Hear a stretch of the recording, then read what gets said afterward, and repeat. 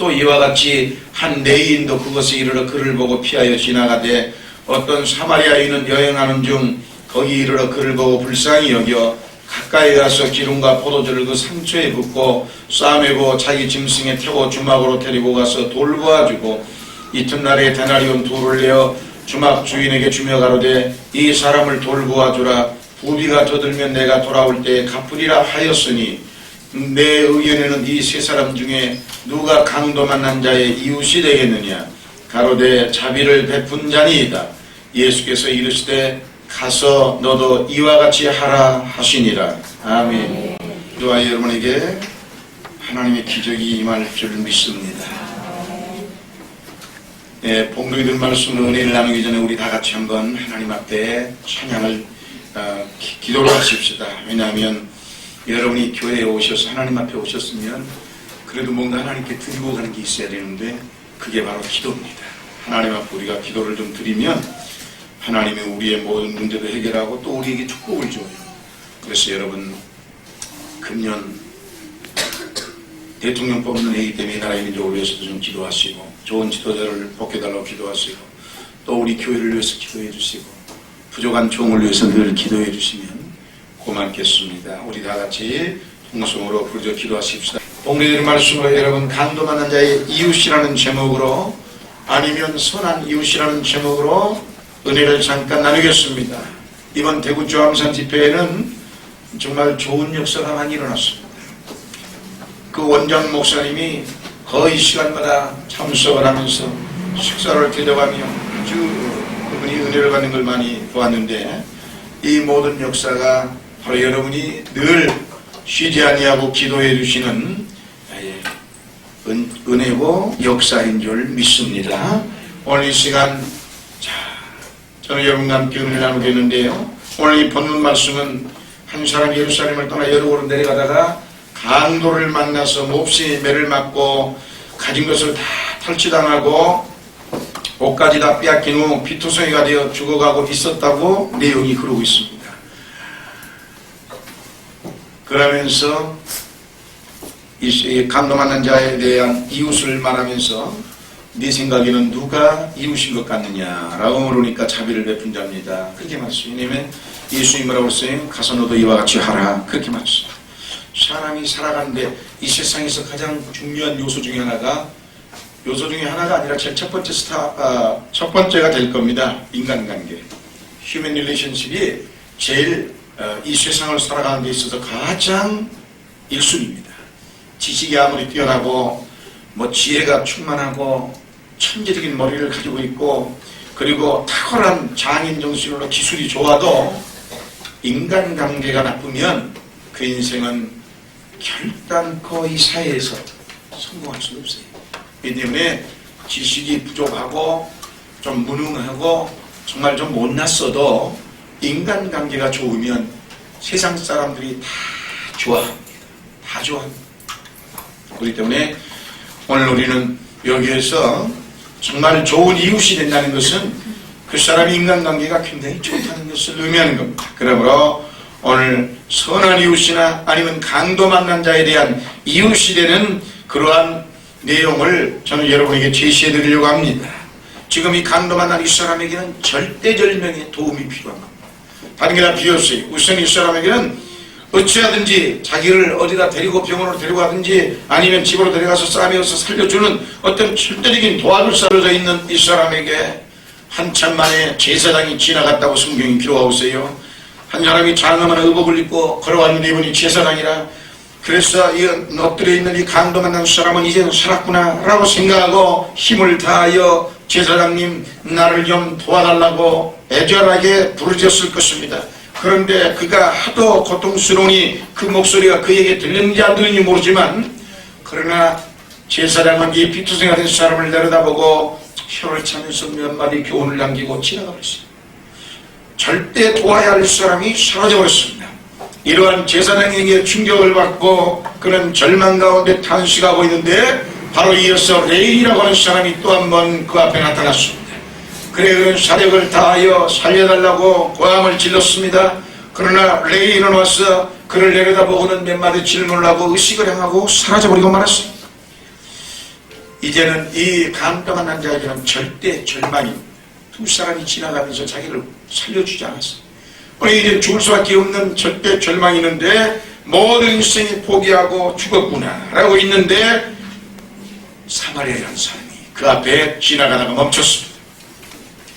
그러나 이 사람은 두 사람한테 낙심을 당했기 때문에 그런데 뜻밖에도 이 사마리아인은 즉시로 짐승에서 내려서 그에게 포도주를 붓다고 그렇게 말하면서 떠날 때는 주막집 주인에게 은전 2립을 주면서 내가 꼭 잘 치료해달라고 부탁하고 갔습니다. 그러면서 만약에 돈이 더 들면 돌아올 때 내가 꼭 들려서 갚아주겠습니다. 여러분, 이 얘기를 통해서 우리는 과연 이 사회에 어떤 사람이 필요한가를 한번 배워야 되겠고, 저와 여러분은 과연 이 세 종류의 사람 중에 어떤 사람이어야만 하는가를 한번 점검해 볼 필요가 있지 않느냐 하는 것입니다. 그렇습니다. 그렇기 때문에 오늘 이 시간 우리는 확실하게 이 말씀을 마음에 새기면서 나는 누구인가 한번 여러분 스스로를 진단해 보시기를 주의 이름으로 축원합니다. 첫째로 율법적인 이웃이 있습니다. 제사장이 바로 율법적인 이웃을 상징하는 겁니다. 우리가 인생을 사는 동안에 피투성이의 삶을 경험하지 아니한 사람이 누가 있습니까? 전부 다 실패도 많이 해보고 얻어맞고 정말로 상처받고 고난당하며 고통받은 수많은 경험을 우리는 했습니다. 우리는 모두 다 한때는 하나님을 잘 믿다가 버렸어요.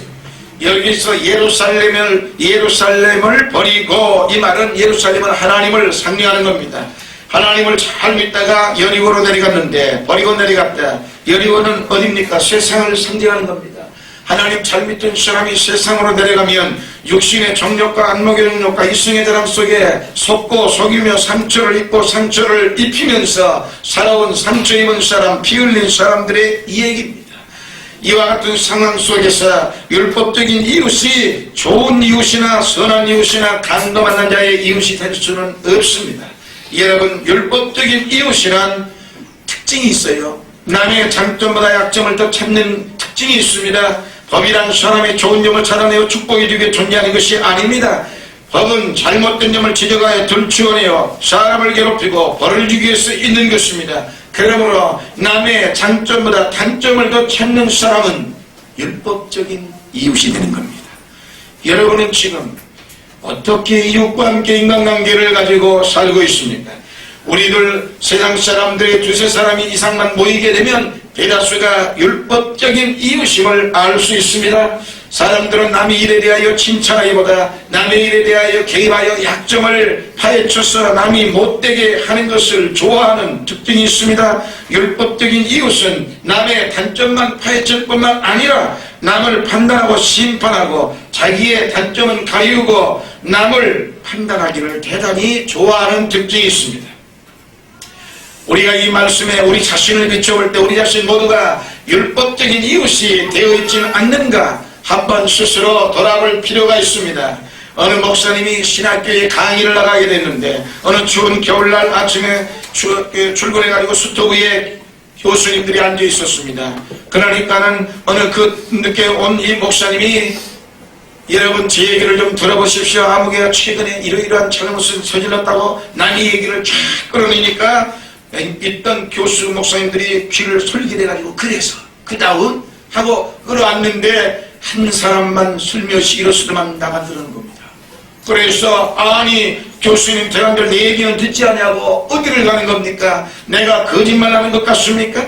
그렇게 힐난을 하니까 이 교수님이 아닙니다 목사님, 거짓말한다는 것이 아니라 나는 원래 나쁜 사람이기 때문에 남의 나쁜 얘기를 듣고 나면 저는 그것을 다른 사람에게 전하고 싶어서 참을 이루지 못한답니다.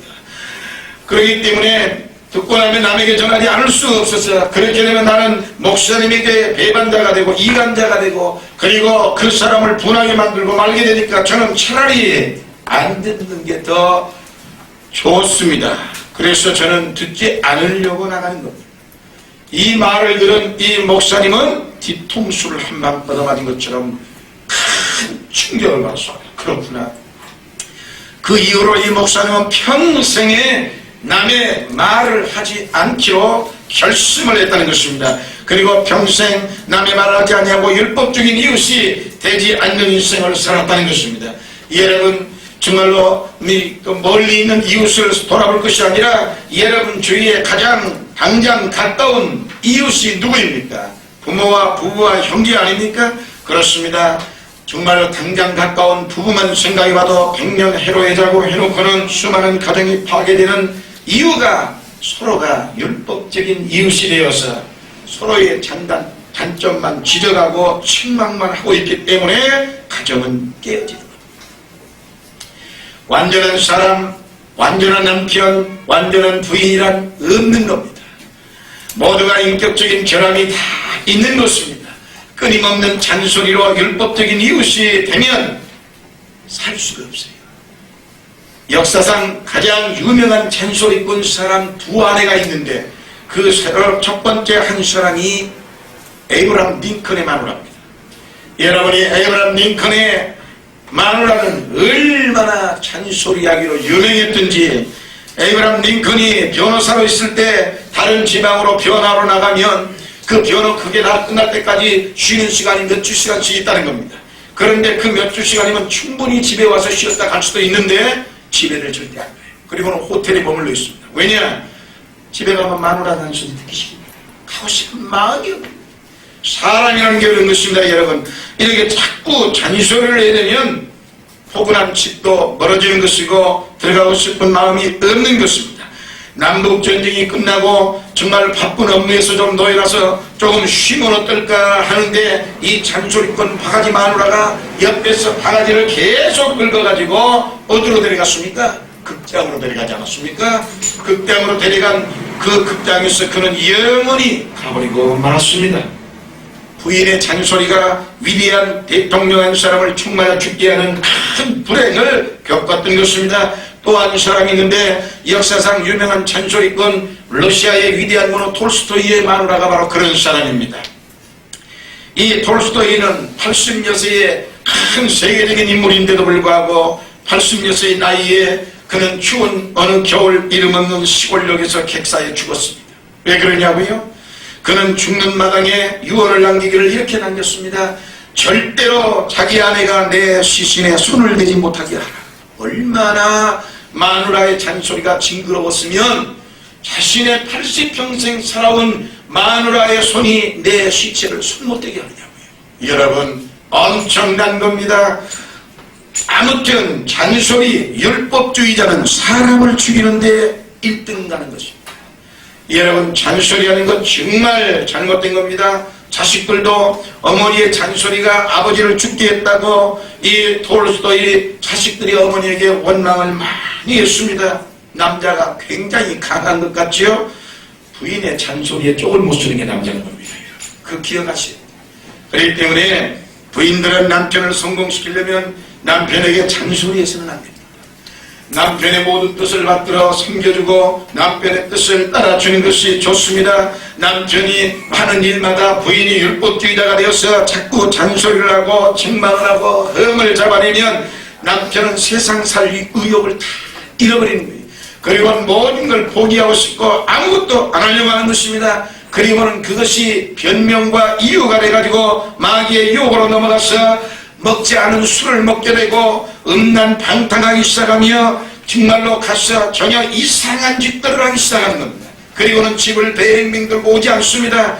여러분 잔소리는 안 하는 것이 복이에요. 아무튼 좋은 이웃이 되자고 부부가 만났는데 그 부인이 날마다 남편을 잔소리해서 볶아대고 못하면 못한다고 자꾸 율법적으로 책망해버리면 이 남자는 지구멍으로 도망가는 겁니다. 사랑하는 성도 여러분, 특히 이 자리에 앉아계신 부인 여러분, 여러분의 남편이 뭔가 어딘가 좀 부족합니까? 부족한 부분을 채우라고 여러분을 그 자리에 묶는 겁니다. 사람 인자는 이렇게 되어 있지 않습니까? 넘어질 거 혼자서는 못 쓰고 넘어지니까 받쳐주라. 그래 사람 인자이기 때문에 그 남편이 어딘가 부족하면 여러분이 그 남편을 그 부분을 메꿔서 하늘처럼 섬기라고 결혼을 하게 된 거고 부부가 맺어진 거예요. 아내가 양녀된 게 아니죠. 또 그러니까 또 남편 된 분들이 또 어깨 숙여가지고 좋아할 게 아니에요.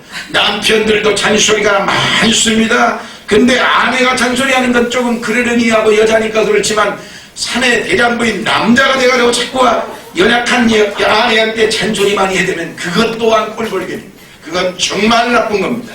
여러분, 그렇기 때문에 아예 잔소리는 안 하고 살려고 마음을 먹으십시오. 어차피 인생을 울고도 한평생 웃고도 한평생인데 잔소리할 필요가 있겠습니까? 무엇이 있습니까?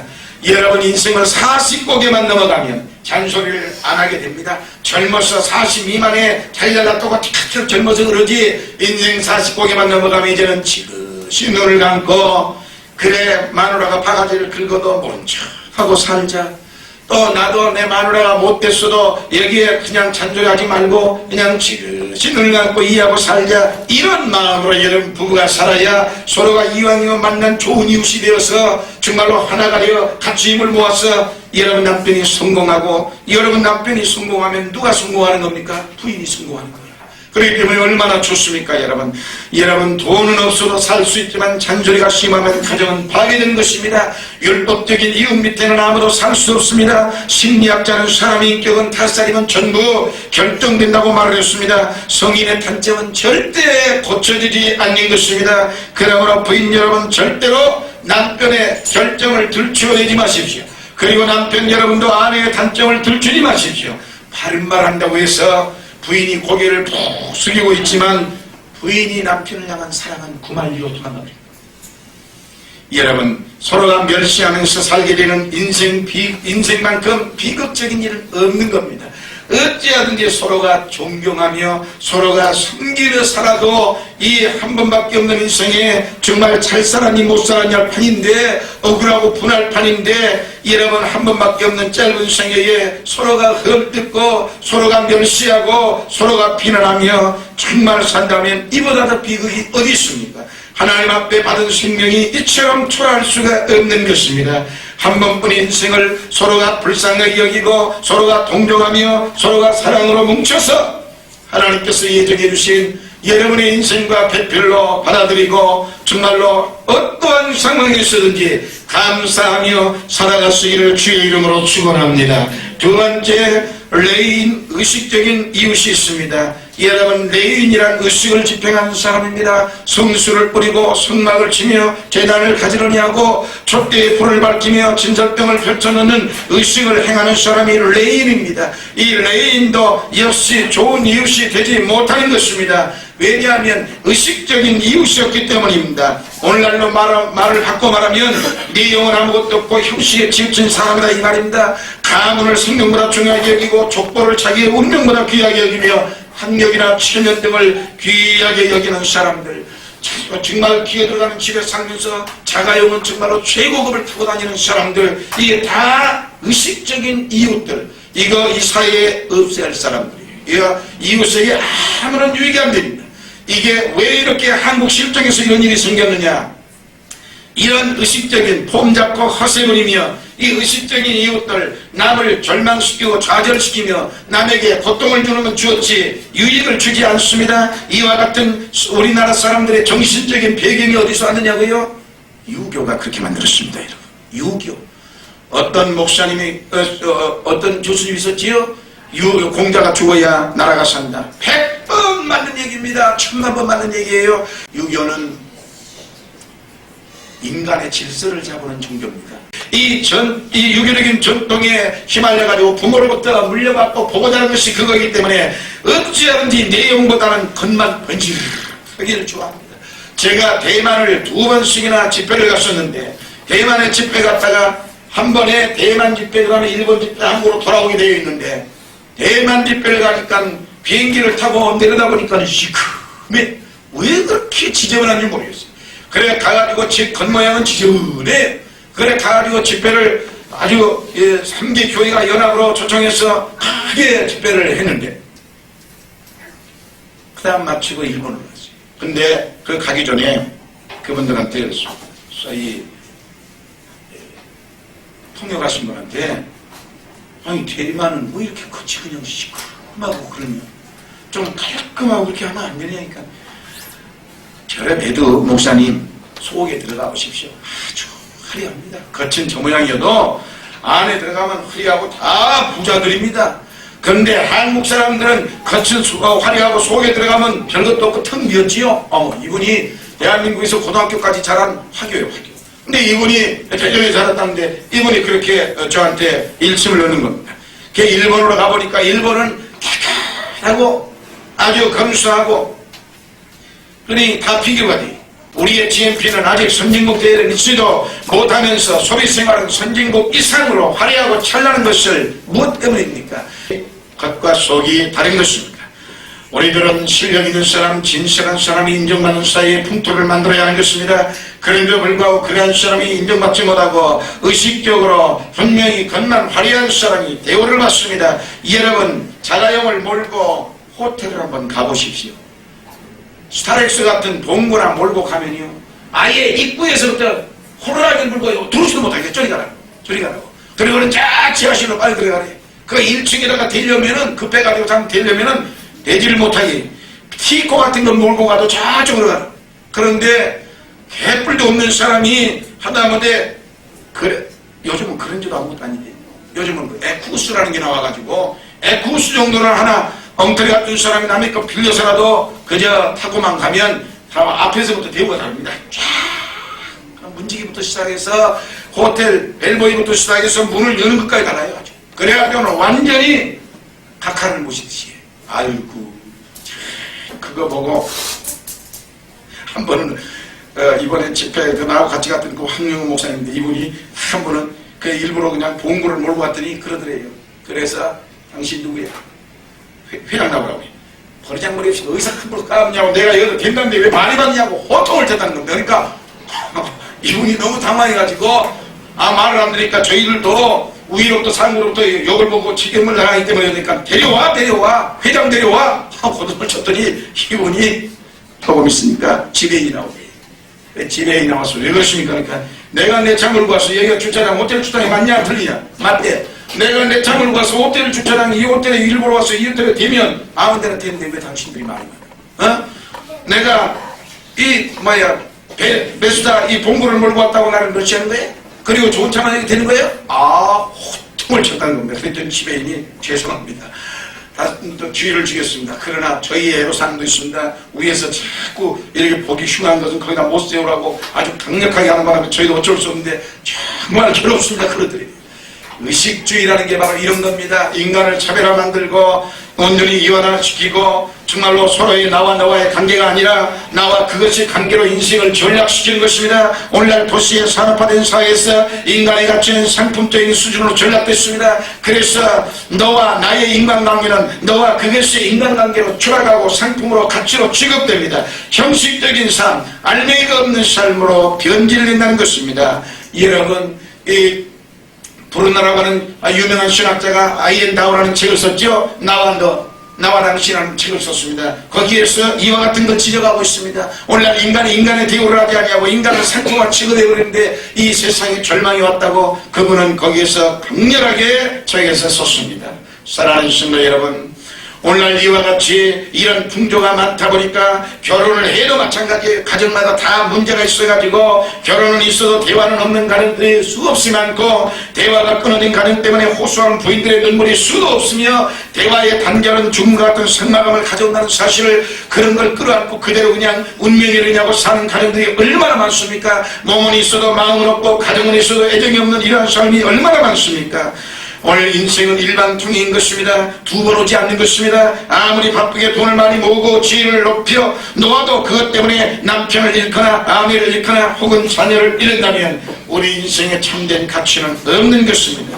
사랑을 주고받는 삶이 성공적인 삶이지 산적한 물질로 명예로는 올바른 삶을 살 수 없습니다. 여러분, 의식적인 내인이 되지 아니하고 서로가 사랑하며 서로가 불쌍히 여기며 서로가 감사할 수 있는 좋은 선한 이웃이 되기를, 감동하는 자의 이웃이 되기를 주의 이름으로 축원합니다. 세 번째로 선한 이웃이 있습니다. 어떤 사람이 필요합니까? 자기를 도와줄 사람이 필요한 거예요. 다른 것 다 필요 없습니다. 이분에게 있어서는 자기를 도와주는 이 사람이 선한 사람입니다. 예수님께서는 선한 사마리아를 내셨는데 예수님께서는 상대방의 인격과 생명을 귀중히 여겼습니다. 율법으로 비판하지 아니하고 형식적인 이용가치로 상대방을 바라보지 아니하고 상대가 어떠한 존재이든 간에 인격과 생명을 귀하게 보셨습니다. 그뿐만이 아니라 좋은 이웃은 남을 불쌍히 여기고 약점을 긁어내지 아니하며 도리어 그 약점을 보완해주고 성장해 가도록 만들어주는 정말로 헌신하는 사람입니다. 남의 장점을 칭찬하고 격려하여 북돋워 주어야만 합니다. 여러분, 오늘날 사회에서 필요한 사람은 바로 그러한 사람인 것입니다. 미국의 유명한 강철한 미스터 슈와브라는 사람이 있는데, 이 미스터 슈와브는 다른 사람처럼 경제학이나 강철학을 전문한 사람이 아닙니다. 그러나 카네기가 슈와브 같은 무경험자를 택해서 자기의 후계자로 삼은 것은 그의 인간관계가 좋았기 때문입니다. 그는 배움도 없어요. 무식한 사람입니다. 정말로 아는 것도 없습니다. 그러나 그의 철학은 성실, 정직, 신용, 그리고 이웃과의 화목입니다. 어떠한 분쟁도 이 사람이 들어가면 화목으로 다 해결된 역사가 일어났습니다. 모든 사람들은 그를 존경했고 그 명령에 순종했습니다. 슈와브는 말하기를 그는 일평생 남의 결정을 단 한 번도 말하지 않았다고 그는 말했습니다. 그는 항상 남의 장점을 찾아내어 칭찬해주고 정말로 그와 같이 칭찬할 수 있는 동기를 부여해 주었기 때문에 그 사람을 유명한 사람으로 사람들이 받아들이는 것입니다. 여러분, 우리도 어린 시절을 생각해 보십시오. 여러분의 할머니들이나 부모님들은 지난날 그렇지요? 어떤 공부를 해서 어느 분이 저한테 그런 얘기를 하는데 제가 그분, 이 목사님이 이 얘기를 읽어보는데 어느 목사님이 읽어보는데 이분이 그러더라고요. 자기는 어려서 칭찬이 그렇게 좋은 줄 몰랐대요. 어려서 시험을 쳤는데 30점 맞았어요. 30점 맞았는데 그 할머니 밑에 살았는데 이 할머니가 그러더라는 거예요. 아이고, 우리 손주 착하지. 그래도 동그라미가 있네. 그러니까 이 시험지를 보면 그 동그라미가 이렇게 있지 않습니까? 매기고 나면 그 여기에 짝 긋고 마지막 동그라미 있고 그렇지 않습니까? 그러니까 시험지를 탁 가지고 30점 맞았어. 그러니까 이걸 다 갖다 놓으니까는 손주를 쓰다듬으면서 어이구, 우리 손주가 그래도 동그라미가 있네. 이 말 한마디가 자기의 일생을 정말로 이 할머니에 대한 마음이 고마움으로 남아있고 평생을 잊혀지지 않는다. 그래, 그 동그라미 하나 있다는 그것 때문에 칭찬해 주는 것 때문에 자기는 살맛이 납니다. 사람은 칭찬보다 더 좋은 건 없습니다. 칭찬해 주면 뭐든지 열심히 하고 싶은 동기가 부여돼 가지고 안 할 것도 하게 되고 정말 좋은 역사가 일어나는 것입니다. 칭찬이란, 사람이란 칭찬하고 격려하면 놀라운 동기가 부여되지만 잘못된 점을 후회하면 하고 싶은 일조차 못하게 되고 만다는 사실을 우리는 알아야 되는 것입니다. 좋은 이웃이 된 부부, 좋은 이웃의 이 부부는 서로가 서로를 칭찬해주며 살면 좋은 부부가 됩니다. 남편은 부인의 장점을 칭찬하고 격려해야 되고 부인은 남편의 장점을 칭찬해 주어야만 하는 것입니다. 그런데 특히 가정을 사는데 남편들이 부인을 칭찬을 좀 잘해야 됩니다. 왜냐? 안 하면요, 신라면 신김치에 신밥에 탄밥에 서른밥에 내놓으면 어찌합니까? 방법 없잖아요. 왜냐? 잘해줘도 맛이 이러냐, 왜 솜씨가 이러냐, 왜 밥이 서러냐 해보세요. 그러면 그 다음부터는요, 그래 내가 열심히 잘해줘도 이 모양 이 꼴이니 에라이 모르겠다고 아무렇게나 해서 신밥이고 탄밥이고 다 갖다 내라고요. 너나 많이 먹어봐라. 여러분, 항상 신김치 안 먹으려면 좀 잘 칭찬해야지. 그래가지고 좋은 음식을 먹을 수 있어야지. 자기 본의로 생각을 하면 안 되는 겁니다. 사람은 늘 자기 본의로 생각하기 때문에 상대방의 단점만 보이는 겁니다. 내 생각은 이런데 왜 이런 요 모양이냐 이거지요. 그러니까 반대로 기독교는 남의 생각을 위주로 하는 겁니다. 네, 기독교의 좋은 점이 그거예요. 예수님도 항상 내 이웃을 이 몸처럼 사랑하라 이 말은 남을 먼저 그렇게 나처럼 생각하라 이 말 아닙니까? 그러니까 우리는 내 중심으로 생각하지 말고 다른 사람의 이웃 중심으로 먼저 생각해서 상대방의 성품이나 상대방의 특징이나 상대방의 취미를 도저히 나는 이해를 못할 것 같지만 그 사람이 그렇게 하면 그러느냐고 이해를 하고 받아들여야지. 그렇지 않으면 비난하기 시작한 겁니다. 그 이상한 사람이네, 왜 저렇게 살지? 이렇게 되면 안 되지. 그냥 이해하고 받아들여. 나는 그런 걸 원치 않지만 그 사람은 그게 좋다면 방법이 없어요. 그렇기 때문에 그것을 각자 다른 성품을 가지고 있음을 깨닫고 받아들이는 게 좋습니다. 성품은 고쳐지지 않는 것입니다. 심리학자들은 인간의 성품을 네 가지로 분류했지요. 그 첫째가 바로 다혈질형이라는 것입니다. 여러분, 이 다혈질형은 쾌활하고 감정적인데 이러한 형의 남편을 모신 부인은 별로 골치를 아프지 않는다고 하네요. 왜냐? 이러한 남편을 모신 가정은 항상 웃음소리가 끊어지지 않기 때문에 남편이 호탕하고 아주 호남처럼 다 모든 걸 잘 이해한다는 것입니다. 그러나 억지로 이게 되는 부분은 없지요. 두 번째, 타고난 성품 중에 하나가 탐직전령인데 이 형은 고집이 세고 의지적이라는 것입니다. 한번 결심하면 끝까지 간철시키는 성격으로 정치가나 사업가 군인에게 이런 형이 많다는 건데, 이러한 성격의 아내나 남편을 모신 분은 그의 성격을 이해하고 용납해야 하며 이 성격을 깨뜨려 다혈질령으로 만들려고 해도 절대로 불가능하다는 사실입니다. 그러므로 그대로 받아들이고 살아야 되고, 세 번째 형은 우울형이라고 하는 건데 성격이 감정적이라 동정심이 많고 꿈을 꾸며 눈물이 많은데 이 형에는 천재형이 많다는 거지요. 음악가, 문학가 등 예술가들이 많지만 성격을 조화시키기가 매우 힘들어서 이러한 성격을 가진 가정은 상대방의 눈치를 여름 하늘 변하듯이 쳐다보고 살아야 한다는 겁니다.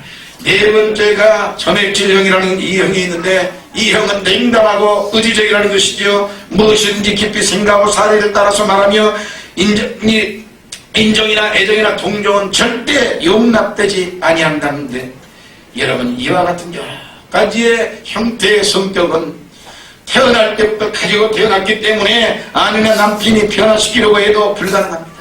그걸 변화시키려고 하니까 치고받고 싸우는 거고, 허거나 못 견디면 다 갈라지고 이혼하고 떠나가고 마는 것입니다. 그러므로 여러분 장점은 살리고 상대방의 성격을 서로 용납하면서 단점은 의논하여 극복해가는 삶을 살아야 행복한 인생을 살고 서로가 서로에게 선한 이웃이 되고 강도 많은 자의 이웃이 될 수 있는 것입니다. 그처럼 부부간에 서로 용납하여 약점을 보완해 나갈 때 제일 좋은 윤활유가 바로 칭찬입니다. 칭찬하십니다. 못났어도 우리 남편 최고, 그저 부족해도 우리 남편이 돈을 죽을 만큼 벌어와도 우리 남편이 벌어와가지고 이렇게 산다고. 하나님께서도 소아시아 7교회를 구성하실 때 먼저 칭찬부터 한 뒤에 잘못을 지적했다는 사실을 우리는 깨달아야 됩니다. 그렇기 때문에 칭찬하고 나서 남의 잘못을 고치려고 지적해주는 것은 성경적입니다. 칭찬하는 것 돈 한 푼 드는 거 없습니다. 이 글에 돈 한 푼도 안 드는데도 이 칭찬하기가 어찌 그렇게 힘이 든지. 여러분, 남편이 아내를, 아내가 남편을, 부모가 자녀를 칭찬하는 거 그렇게 쉽지 않습니다. 그러나 이 칭찬에 유능한 사람은 복 있는 사람입니다. 이 칭찬에 유능한 사람이 유능한 사업가가 되고 훌륭한 지도자가 되고 좋은 이웃이 될 수 있다는 사실을 여러분 깨달으십시오. 그러나 오늘 마지막으로 여러분에게 가장 좋은 이웃을 한번 소개해 드리겠습니다. 이분이 바로 따라합시다. 예수님입니다. 인류 역사상 가장 위대하고 가장 강도 많은 자의 선한 이웃은 예수 그리스도입니다. 예수 그리스도는 우리에게 오셔서 불의하고 추악하며 버림을 받아 마땅한 인간들을 위하여 십자가에 매달리셨습니다. 종교적 의식과 형식이 이와 같은 추악한 인간을 치료하지는 못합니다. 하나님께서는 정말 하늘 보좌를 버리시고 인간의 육신을 쓰시고 우리를 살리기 위해서 기꺼이 이 저주받은 땅에 내려오셨습니다. 우리와 가까이 오셔가지고 같이 웃고 같이 울면서 우리를 도와주신 분이고, 가는 곳마다 병자는 치료해주고 죽은 자는 살려주고 배고픈 자는 먹여주고 12관계를 남는 역사가 일어나도록 인간의 나약한 분들을 다 도와준 사람이 예수님입니다. 그냥 가나마다 현장에 붙들려서 돌마다 죽을 여인을 예수님이 그 자리에 살려주고, 정말로 오늘이 문득병자들이 와가지고 주여 주님께서 고쳐줄 수 있나이다 함께 말씀 한마디로 깨끗하게 치료해 주시고, 온갖 절망과 자들의 절대 절명의 도움을 요구하는 수많은 사람들, 그리고 세리나 창녀나 버림받은 사람들의 편에 서서 주님은 날마다 그들을 사랑했습니다. 그리고 그들을 치료했고 그들을 먹이셨으며 그들에게 힘과 용기와 위로를 줬습니다. 성경 어느 것을 보아도 주님은 인간을 심판하지 않았습니다. 죄는 미워하나 죄인은 사랑했으며 병은 미워하나 병자는 고쳐주셨고 귀신은 미워하나 귀신 들린 자는 고쳐줬으며 우리에게 사랑과 소망과 생명을 심어주기를 원하신 분이 바로 예수 그리스도입니다. 그리고 그 일을 주님은 이루셨습니다. 주님이 인간에 대한 근본적인 목표는 치료와 생명과 사랑입니다.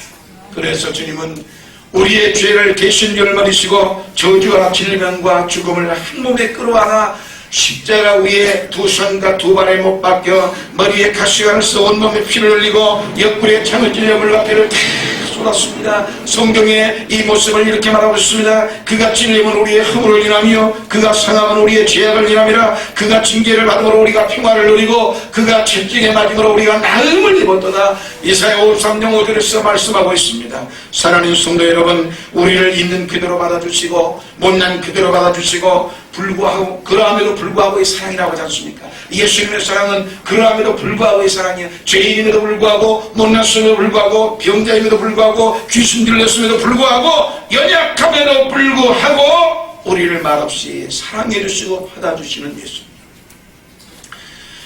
있는 그대로 말하죠. 부족한 것을 사랑해 주시는 이는 예수밖에 없습니다. 오늘날 예수님과의 만남을 통하여 우리는 우리의 죄를 용서받고 새로운 용기와 희망과 믿음을 얻어서 백절 얼굴의 자세로 내일을 향하여 더 위대하고 아름다운 삶으로 전진할 수 있으니 예수님이야말로 진실로 우리의 일생에 만날 수 있는 가장 좋은 이웃이요 선한 이웃입니다. 여러분, 이 예수님을 마음속에 모시세요. 이 예수님의 사랑에 잡힐 때 여러분은 좋은 남편, 좋은 아내, 좋은 자녀, 좋은 사회인, 좋은 사람이 될 수 있는 것입니다. 오늘이라는 시간은 다시 오지 않습니다. 일생의 짧은 시간을 산 동안 서로가 좋은 이웃이 되고 선한 이웃이 되어서 상대방의 인격과 생명을 소중히 여기고 서로 불쌍히 여기며 약점을 보완해주고 남을 성공시키며 남의 장점을 아낌없이 칭찬하고 격려해 주면서 정말 선한 이웃, 좋은 부부, 좋은 자식으로, 좋은 사회인으로 밝고 아름다운 주님의 나라에 들어가는 저와 여러분 다 되시기를 주의 이름으로